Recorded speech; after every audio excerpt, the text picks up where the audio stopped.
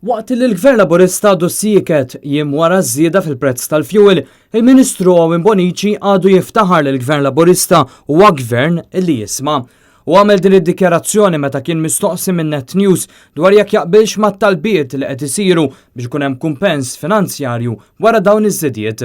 Il-Gvern qiegħed jisma' dak kollu illi qed jingħad u naturalment il-Gvern se jkun qed jara l-affarijiet tiegħu. Iż-żieda kienet ta' 5 ċentesmi fuq kull litru petrol u diesel, 5 ċentesmi li issa jfissru li litru petrol sar jiswa €1.41, 5 ċentesmi li jfissru wkoll ftit anqas minn 25 ċentesmu għal kull gallun ta' fjuwil. Owen Bonici ma rispondix lanqas jekk hux se jitlaqqa l-Kabinett biex jiddiskuti speċifikament din iż-żieda fi prodott essenzjali għal ħajja ta' kuljum. Formażi li se jsiru xi tip ta' laqgħat anke magħkom bħala Kabinett dwar dan? Aħna fil-Kabinett niddiskutu fil-miftuħ l-issues kollha li hemm bżonn. Qabel l-2013 il-General Workers Union kienet tingħaqad mal-Partit Laburista fl-oppożizzjoni fl-organizzazzjoni ta' qatt ta' dimostrazzjonijiet fit-toroq tal-Belt għax dak iż-żmien il-prezz tal-petrol kien €43 kull litru, meta l-prezz internazzjonali taż-żejt kien ferm ogħla minn dak tal-lum fost id-dimostrazzjonijiet fl-14 ta' Jannar 2011.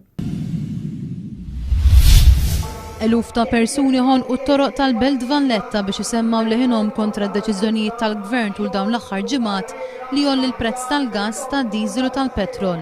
Illum il-prezz internazzjonali taż-żejt huwa nofs tal-li kien dakinhar minn $111 dakinhar issa huwa ta' $57 kull barmil.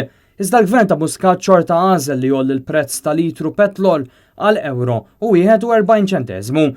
Fl-aħħar sigħat anke Caritas Malta ddikjarat ma' Net News li hija mħassba li l-għoli tal-ħajja qed jolqod b'mod maġġuri lil persuni bidħul baxx fl-aktar affarijiet essenzjali. Dan wara li fl-aħħar xhur kienu diversi l-prodotti essenzjali li jolew fil-prezz tagħhom, fosthom il-fjuwil u l-prezz tal-posta, imma wkoll prodotti tal-ikel bħal pastizzi, il-ħalib, il-ġobon u prodotti oħra magħmula mill-ħalib kif ukoll il-ħobs.